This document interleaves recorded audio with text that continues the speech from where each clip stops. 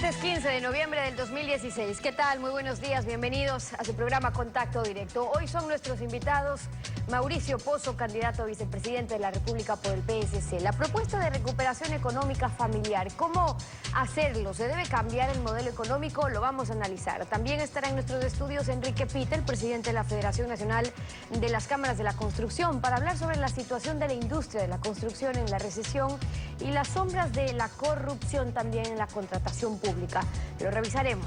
Y Henry Llanes, asambleísta alterno del movimiento Creo, denunciante ante el Tribunal Contencioso Electoral de la utilización de bienes y recursos del Estado en la proclamación del binomio de Alianza País.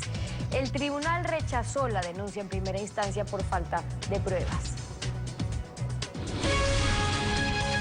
La actualidad, los protagonistas, el análisis y la información en Contacto Directo.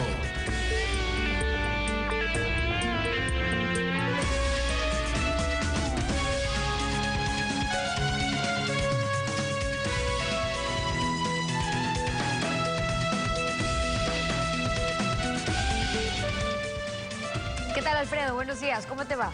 Muy bien, Estefi, buenos días a todos. El binomio Cynthia Viteri y Mauricio Pozo ha presentado un plan de recuperación económica familiar que busca reducir la pobreza y mejorar la vida de todos los ecuatorianos. Mauricio Pozo, economista de profesión, vinculado a la política como ministro de Finanzas en el gobierno del presidente Lucio Gutiérrez, consultor privado y analista económico, candidato a vicepresidente de la República por el PSC. Buenos días, bienvenido a Contacto Directo. Buenos días, Alfredo, un gusto estar aquí. ¿Qué lo motivó a aceptar esta candidatura como binomio de Cynthia Viteri? Veníamos conversando, preparando el programa económico, fue tomando forma la conversación, se hizo la propuesta o me hicieron la propuesta, conversamos, nos pusimos de acuerdo en los temas fundamentales y terminé aceptando, pero yo diría lo de fondo es la responsabilidad. No quisiera el día de mañana ver un país totalmente destrozado y cuando uno tuvo la oportunidad de colaborar, de poner el hombro, no haberlo hecho. Por esa razón, pues, mi conciencia me volcó a aceptar esta propuesta y además estoy convencido de que trabajar con Cynthia Viteri, con todo su carisma, su liderazgo, su pulcritud, sus antecedentes, pues es absolutamente satisfactorio y creo que hacemos un equipo de trabajo unido, fortalecido y que tenemos una propuesta clara para el país. El plan que han propuesto expone cómo hacerse realidad sobre un modelo de gestión económica que plantea un banco central con autonomía e independencia. Al respecto, el presidente Rafael Correa ha afirmado reiteradas veces que un país que no tiene moneda propia no debe tener banco central ni reservas monetarias. Sin embargo, el artículo 303 de la Constitución da al Ejecutivo la facultad de formular las políticas monetaria, crediticia, cambiaria y financiera y encarga al Banco Central de instrumentar esas políticas. ¿Cuáles han sido los resultados de convertir al Banco Central en una dependencia del Ejecutivo? Bueno, lamentablemente una primera consecuencia es que la información que provee, la información macroeconómica que provee, ha perdido consistencia, no hay seguridad de que la información sea exactamente la que corresponde. Hay una interferencia en el manejo de los activos del Banco Central y la mejor prueba de ello es la plata que el gobierno ha succionado del Banco Central, que es la plata de las reservas internacionales, es la plata de los depositantes en el Banco Central, es decir, los bancos a través de los depósitos de los clientes, el seguro social a través de los aportes de los afiliados, gobiernos seccionales y todos los que depositan en el central. Así que esa es una segunda consecuencia de cómo haberle metido la mano a una institución que fue tradicionalmente autónoma, independiente, que tenía su rol que se llama el tercero confiable, es decir, no es del sector privado el que opina, no es del gobierno el que opina, es una institución técnicamente sustentada la que da su visto bueno, por ejemplo, para el endeudamiento público, por ejemplo, para el presupuesto del Estado, por ejemplo, para proveer de información creíble y confiable.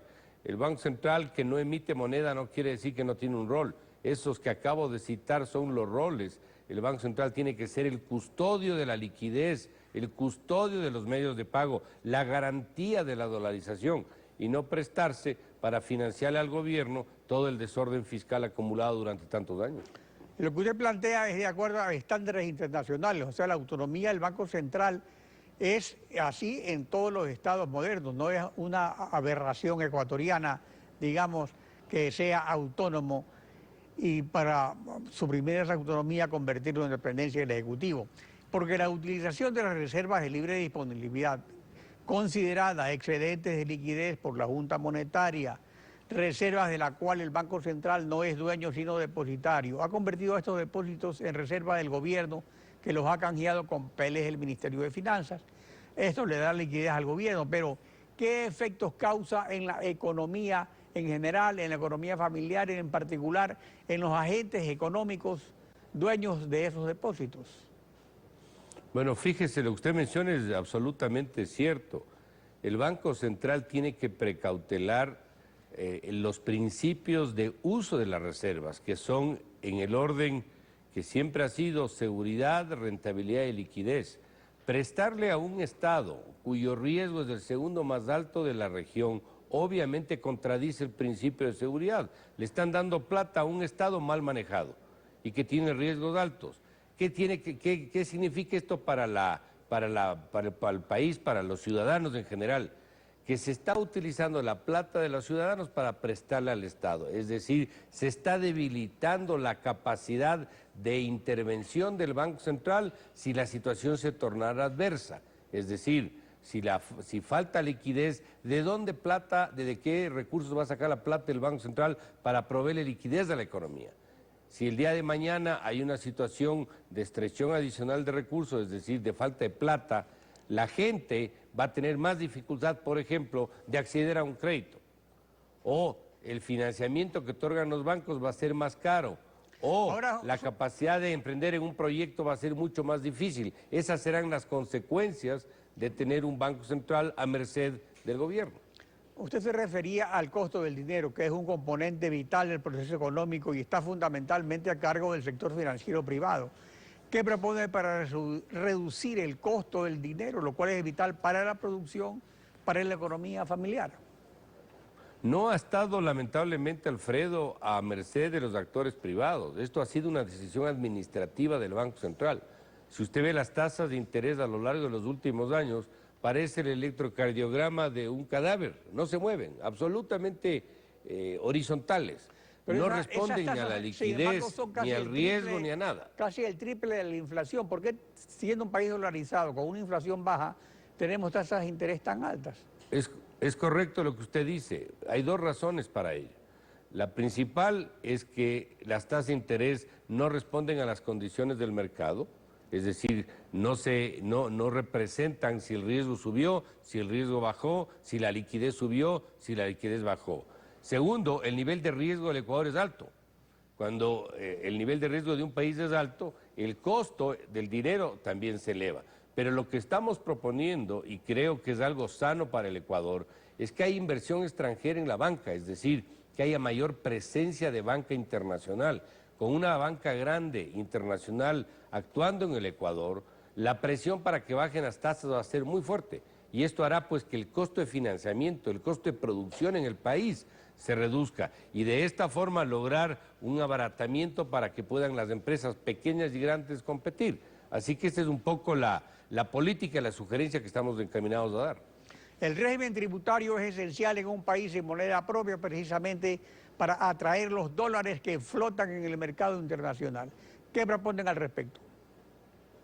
Hay que tomar una decisión inicial, que es la eliminación de básicamente 3 impuestos. El anticipo, el impuesto a la renta, que dejó de ser anticipo y se convirtió realmente en un impuesto. El impuesto a la salida de divisas y algunos que tienen que ver con salvaguardias de importación sobre tasas y algunos aranceles que están por encima de lo técnicamente correcto.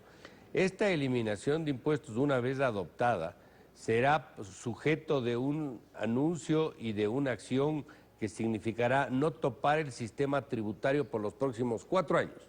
Es decir, una señal de estabilidad tributaria de tal suerte de que el inversionista del Ecuador sepa que no le van a cambiar las reglas tributarias por ese periodo y el inversionista de afuera o el potencial inversionista del exterior sepa que no van a modificarle en absoluto los principios tributarios y no las 20 reformas que hemos visto en los últimos 10 años del Ecuador. Es lo que estamos proponiendo, obviamente. Ahora, para traer respecto al inversión, IVA, no que es el solamente impuesto de mayor recaudación y que es regresivo porque tiene una tasa única, ¿qué propone respecto al IVA? ¿Una tasa diferenciada, mantener el mismo IVA? ¿Cómo se va a manejar eso? Yo no soy partidario de tasas diferenciadas, realmente generan distorsiones, no generan estabilidad, producen movimientos para beneficiarse de un IVA más atractivo, es decir, lo mejor son tasas planas de aplicación general. Como sabemos, el IVA se está estableciendo ya en el 14%, producto del tema de las decisiones por el terremoto de abril pasado, y esto se va a mantener hasta abril, mayo del siguiente año. Cuando se reciban las cuentas, que nosotros tendremos que ver cuál es la herencia real, porque creo que vamos a tener sorpresas, habrá que ver cuál es el resultado real fiscal, porque una es la información que se está anunciando y otra es la información que se está calculando desde afuera, y ahí tomar una decisión, pero en general yo le diría proveer instrumentos que permitan que crezca el ingreso por tributos redistributivos, es decir, no aumentar tasas impositivas, sino que contribuyan más. Esto no es un tema de tasa, es un tema de número de contribuyentes, y ahí está el impuesto a la renta, por ejemplo, y tratar de que la dependencia de impuestos indirectos, como es el caso del IVA, en el tiempo se vaya reduciendo. Eso es lo que vamos a buscar. Y en cuanto al empleo, que hay un problema aquí, porque el régimen laboral es rígido, pero a su vez hay derechos de los trabajadores que son garantizados por la Constitución. ¿Cómo flexibilizar el mercado laboral sin afectar esos derechos?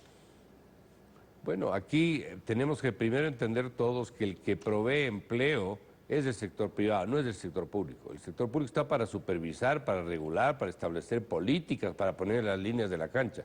Es el sector privado el que provee empleo.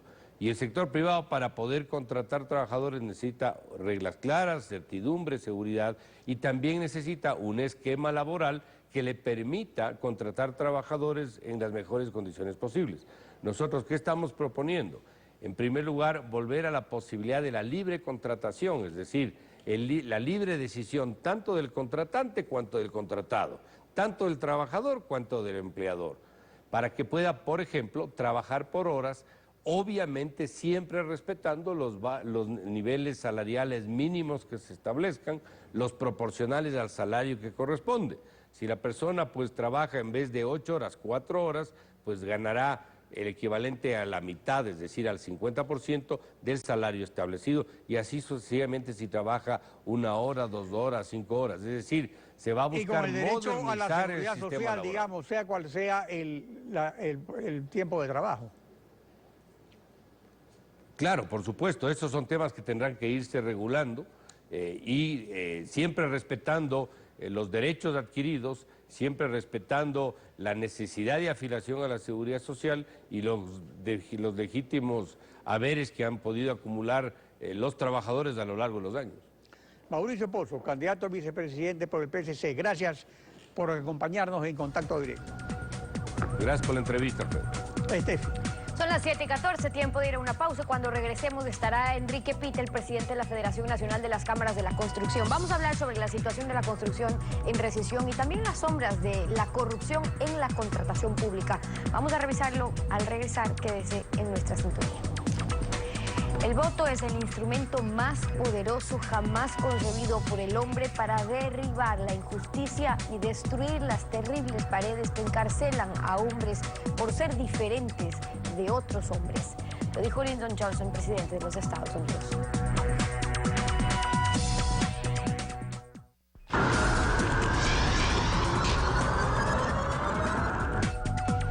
Enrique Pita, presidente de la Federación Nacional de Cámaras de la Construcción, bienvenido a Contacto Directo.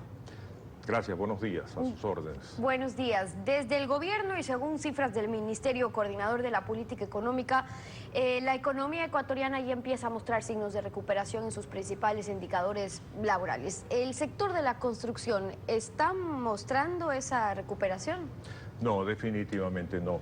Y lo que me sorprende es el hecho de que los funcionarios de gobierno se presentan con una suerte de alegría respecto a ciertos índices que manifiestan ellos que demuestran recuperación.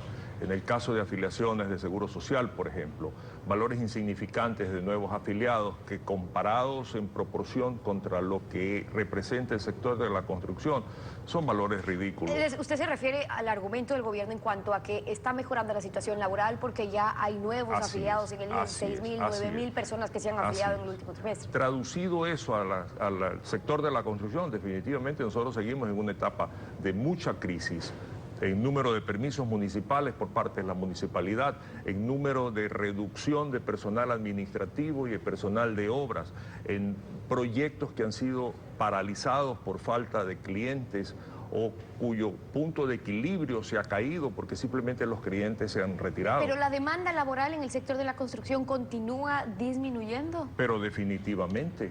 Si usted encuentra que nosotros hemos representado cerca de 500.000 plazas de trabajo directas y se podría asumir casi 1 millón indirectas, si la restricción en este momento respecto al desarrollo del sector puede llegar fácilmente al 30%, eso representa a mi criterio contra lo que dicen los índices o las encuestas de gobierno en más allá de 80.000 personas que están paralizadas, siguen paralizadas y creo que eso va a continuar por mucho tiempo. Bueno, hay un hecho concreto también, el gobierno obtuvo más deuda, inyectó esa liquidez en la economía, pagó a proveedores, etcétera, pero ¿se siente en sí como una recuperación o creen que responde justamente a ese endeudamiento? Yo creo que aquí se ha creado una suerte de burbuja. Aparentemente tenemos una cierta estabilidad, el dinero se está moviendo sobre la base de créditos y sobre la base de inyección de recursos, pero eso no va a durar, es nuestro criterio. Eso ha permitido de alguna manera dar esa imagen de, entre comillas, recuperación, pero en el caso del sector de la construcción, es muy poco lo que le ha afectado. Seguimos paralizados y nuestros proyectos obviamente tampoco se están desarrollando. Bueno, y con la nueva deuda contraída, con obras en marcha, ¿cómo está la colaboración del sector privado con la empresa pública? Por ejemplo, la empresa pública nacional de Hábitat que anuncia que está gestionando la construcción de viviendas en 4 provincias, que está previsto para este año, o las mismas obras pendientes en cuanto a hospital, etcétera. ¿Hay oportunidad allí ahora para el sector privado en la construcción? Mire, justo ayer conversaba con gente representativa del sector del área de Manabí y todo lo que presenta el gobierno respecto al número de viviendas que supuestamente se están construyendo riñe con la realidad. Dentro de la gran cantidad de viviendas que se están haciendo, posiblemente en algunas se está arreglando algo del piso, en otras se está arreglando algo de una estructura, en otras se está arreglando algo del techo, pero eso no representa un trabajo efectivo masivo de construcción. Ahora bien, respecto al tema de la contratación pública, lamentablemente, hace poco el presidente de la República anunció que van a construir parques con créditos externos y obviamente tendrá que hacerlo con empresas extranjeras, parques. Eso realmente agrede el sentido de dignidad del sector de la construcción cuando tienen que venir extranjeros. Y no me diga el tema de los hospitales que financiados por la Seguridad Social, lamentablemente, con recursos propios de todos los ecuatorianos, están siendo construidos por empresas extranjeras. Ustedes desde la Federación se han quejado por esos comparativos en los precios de los hospitales del IES, al cual hace referencia, por ejemplo, en los que creen que ha habido incluso sobreprecios. ¿En base a qué fundamentan esa preocupación? Pero eso es muy grave. Mire usted el tema como es. No teníamos nosotros la certeza de cuáles eran los valores que se habían contratado para estos hospitales, porque lamentablemente hay mucho secretismo alrededor por parte de la gente del Seguro Social. Pero con la construcción del edificio del Hospital de la Mujer por la Junta de la Beneficencia, construido por una empresa local de gran prestigio, Y comparando el precio de ese hospital contra los hospitales que están siendo construidos por la Seguridad Social, nos encontramos con unos valores realmente que nos llaman la atención. Mire usted, el hospital de la Junta de Beneficencia tuvo un costo de $1.150 el metro cuadrado. Y sin embargo, los hospitales del Machala, 1.639, IES Ceibos, 1.618, IES Quevedo, 2.645, IES Quito, 2.182.50. Si usted multiplica las áreas de construcción de estos hospitales por el valor referencial que tenemos del hospital de la Junta de Beneficencia, encuentra que hay 141 millones de dólares de diferencia. ¿Y eso fue construido por quién? Está siendo construido por empresas chinas y empresas españolas, contratadas a dedo. Y aquí yo recuerdo cuando el señor Espinosa dijo, y refiriéndose exactamente a unas declaraciones que yo había hecho, dice, le preguntaría al señor Pita si él va a financiarme el dinero. Está siendo construidos estos hospitales con recursos propios. Otra cosa que afirmó, los financistas me piden que contrate empresas extranjeras. Y la Dignidad Nacional y las empresas locales, los financistas impusieron condiciones y sin embargo no les han dado el dinero para esto. Pero añado algo a esto, el señor Pita no debería ser tan alarmista. ¿A quiénes le va a comprar insumos? A los ecuatorianos. Con mucha sorpresa encontramos que el gran grueso de los bloques que han sido trabajados en el hospital del IES son traídos de Quito. Claro, con las diferencias de precio que se están reconociendo al contratista, posiblemente pueden darse este tipo de gastos exorbitantes. Pero también nos llama la atención porque los comentarios dicen que esa fábrica de bloques pertenece pues a una persona muy allegada a un alto directivo del IES. Esas cosas no pueden darse. Ahora, hablando un poco de sobrecostos, que es lo que usted está denunciando, ahora que han saltado casos de corrupción como el de la red de corrupción en Petroecuador, el pago de comisiones por contratos o empresas que descubrieron tenían no 10, ni 20, ni 30, sino más de 50 contratos, una misma empresa. No es algo nuevo que se preparen presupuestos contemplando esos sobrecostos que significan las comisiones. ¿Cómo se ha podido evitar eso, que es corrupción, en el caso de la construcción y contratos con el Estado? ¿Son los contratistas públicos el problema? No, definitivamente no. Los contratistas públicos son extorsionados. ¿Quiénes hacen los términos de referencia para las licitaciones? Funcionarios públicos. ¿Quiénes hacen los presupuestos en los cuales están contemplados unos valores que no los cobran los contratistas públicos y que no terminan tampoco en los bolsillos de los contratistas públicos? Perdón, los contratistas privados.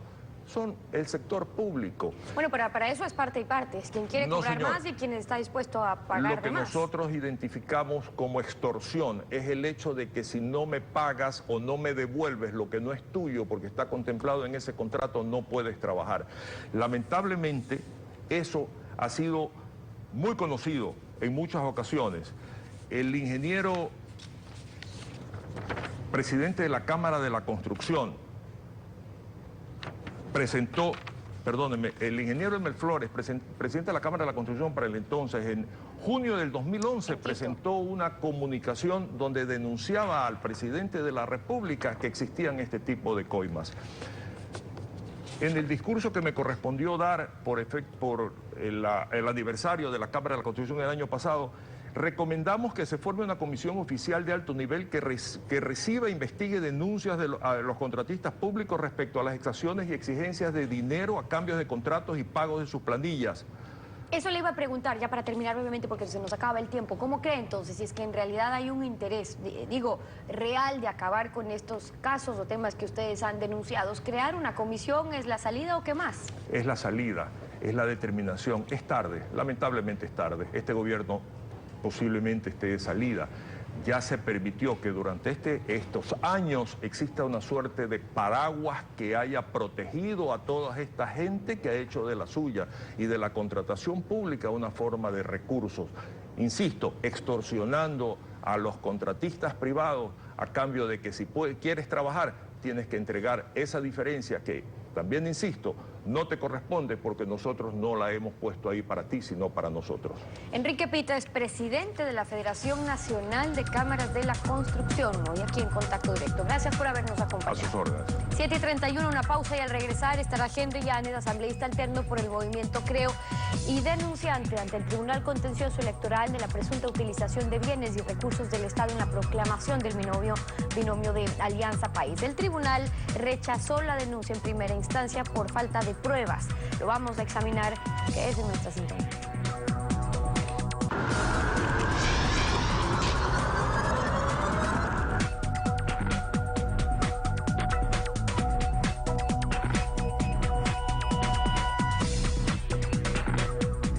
La jueza Patricia Zambrano del Tribunal Contencioso Electoral declaró sin lugar el juzgamiento planteado por Henry Llanes a nombre de la Federación de Jubilados contra el presidente de la República y varios funcionarios públicos por la utilización de recursos del Estado en la transmisión de la Convención Nacional de Alianza País que proclamó el binomio presidencial Moreno-Glass. Henry Llanes, buenos días. Bienvenido a Contacto Directo. Buenos días, estimado Alfredo, y un cordial saludo al país. La jueza declaró sin lugar el juzgamiento por falta de pruebas de la infracción cometida, ya que nunca probó que el presidente de la República ordenó la transmisión, ni tampoco que los directores de los medios de comunicación del gobierno la cometieron en campaña electoral, porque esta campaña aún no comienza legalmente. ¿Va a apelar la sentencia para que pase al Pleno? Sí, ya apelé, estimado Alfredo, la sentencia, y el día de ayer, aproximadamente a las 15 horas, la jueza dio trámite al recurso de apelación, de manera que de aquí vamos a esperar que el Pleno del Tribunal Contencioso Electoral nos convoque para una audiencia y nosotros poder ratificar en lo que expusimos. Punto 2. Nosotros, estimado Alfredo, nos amparamos en la Constitución de la República en cuanto al debido proceso, también al Código de la Democracia y también al reglamento de trámites de lo contencioso electoral. Sucede que cumpliendo estos requisitos, más los testigos, más la prueba de medios de prensa y un DVD, por ejemplo, Diario El Universo, solamente para mencionar. ¿Qué dijo el Diario El Universo? Acto de Alianza País fue transmitido en 4 canales entre estatales incautados. Diario del Universo y más titulares del diario. Y eso ya, pero que hay que hacer una separación entre lo que es el hecho evidente de que hubo la transmisión y luego la responsabilidad personal contra las personas que usted denuncia, o sea, probar que en efecto el presidente ordenó eso o se benefició de eso. O sea, esas son las pruebas que le piden. ¿Qué pruebas a presentar al respecto? Claro. Está la intervención del presidente de la República y el vicepresidente en una transmisión en vivo y en directo. Ese es el uso. Esa es la utilización. Ahora, la denuncia contra el presidente está basada en el artículo 276 del Código de la Democracia, que dispone, constituyen infracciones de las autoridades o de los servidores públicos las siguientes. 2. Usar bienes o recursos públicos con fines electorales, no hacer ninguna precisión a campaña electoral. Ahora, no dice nada más. Y el artículo 93 del mismo Código de la Democracia establece: a toda elección precederá la proclamación, y agrega después solicitud de inscripción de candidatura por las organizaciones políticas, etcétera. Es decir, que la proclamación de los candidatos, aunque no esté dentro de la campaña, es un acto electoral de acuerdo a la ley electoral, y el presidente Rafael Correa es a su vez el presidente del movimiento Alianza País. Ahora, pero según Patricio Barriga, secretario nacional de Comunicación, lo que ocurrió fue lo siguiente. Veamos lo que dijo Patricio Barriga.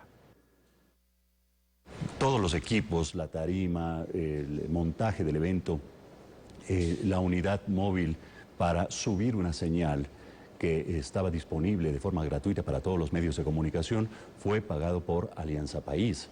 Nosotros, como Teleciudadana y como representante de los medios públicos, pues evidentemente lo que hicimos fue recoger ese hecho informativo, no un hecho de promoción electoral, porque debemos ser absolutamente claros. La Convención de Alianza País se realiza el 1 de octubre y la convocatoria de elecciones la hace el Consejo Nacional Electoral 17 días después. O sea, es decir que se usaron bienes o recursos públicos por disposición de Alianza País. La ley no dice si gratis o pagados. Al respecto, ¿qué fue lo que usted no probó? Bueno, yo diría que nosotros probamos con la presentación de las pruebas, en la presentación de la denuncia, y además, como siendo un hecho público y notorio, de violación flagrante de la ley, a la vista de todos, a la luz del día, además nos amparamos en una disposición del Código Orgánico de la Función Judicial. Permítame leer, estimado Alfredo, el artículo 27, principios de la verdad procesal. Las jueces y jueces resolverán únicamente atendiendo a los elementos aportados por las partes. Nosotros los aportamos. Y luego dice la disposición, no se exigirá prueba de los hechos públicos y notorios, debiendo la jueza o juez declararlos en el proceso cuando los tome en cuenta para el fundamento de su resolución. Y luego, finalmente, el artículo 169 de la Constitución, porque nosotros hemos procedido en derecho, dice, el sistema procesal es un medio para la realización de la justicia. Las normas procesales consagrarán los principios de simplificación, uniformidad, eficacia, inmediación, celeridad y economía procesal. Ahora, y harán bien, Henry, efectivas las garantías del debido proceso. Patricio Barriga dice que Alianza País pagó. ¿Eso se demostró también por parte de ellos? No demostraron, porque dijeron que simplemente le pusieron al aire para que los medios se conecten, ¿no es cierto?, se enlacen. ¿Y qué dijo la señora Nadia Ruiz, la gerente subrogante de Ecuador TV? Miren lo que dice, que el personal de turno del canal, aquí reconocen la infracción, dice, conformado por un productor, un jefe de contenidos, un presentador, un editor, un camarógrafo y un asistente de cámara, trabajaron en dicha cobertura. ¿Quiénes son estos funcionarios? Funcionarios de Ecuador TV. Yo creo que, estimado Alfredo, aquí de lo que dice el señor Barriga y lo que dijeron los abogados de los infractores en el Tribunal Contencioso Electoral, hay toda una estrategia por desviar el objetivo de la denuncia. Entonces, nos quieren llevar a tratar temas Ahora, pero accesorios. eso es lo que justamente se deben concentrar en la apelación que será ante el Pleno del Tribunal. ¿Y ustedes qué esperan del Pleno entonces? Del Pleno nosotros le estamos pidiendo además, estimado Alfredo, que exhiba o que ellos observen lo que el Consejo Nacional Electoral les remitió al Tribunal Contencioso Electoral sobre la transmisión de la quinta convención de Alianza País en el estado de Laucas por más de 3 horas por los distintos medios públicos y privados. Y entonces el Tribunal Contencioso, el Consejo Nacional Electoral dice, nosotros ya le remitimos todos estos materiales al Tribunal Contencioso Electoral. Entonces ellos ya los tienen. ¿Qué le estamos diciendo nosotros en nuestro escrito? Bueno, observen los contenidos de esos videos, bueno, de esos materiales que remitió el Consejo Nacional Electoral, para que entonces fallen, tomando en cuenta también esos aspectos. Es esperar que así sea. Henry Llanes, gracias por su participación en Contacto Directo. Muy amable, estimado Alfredo. Buenos días. Concluimos así esta emisión. A ustedes, gracias, su confianza y sintonía. Nos volvemos a encontrar mañana. Mañana continuamos rayándoles información en Contacto Directo.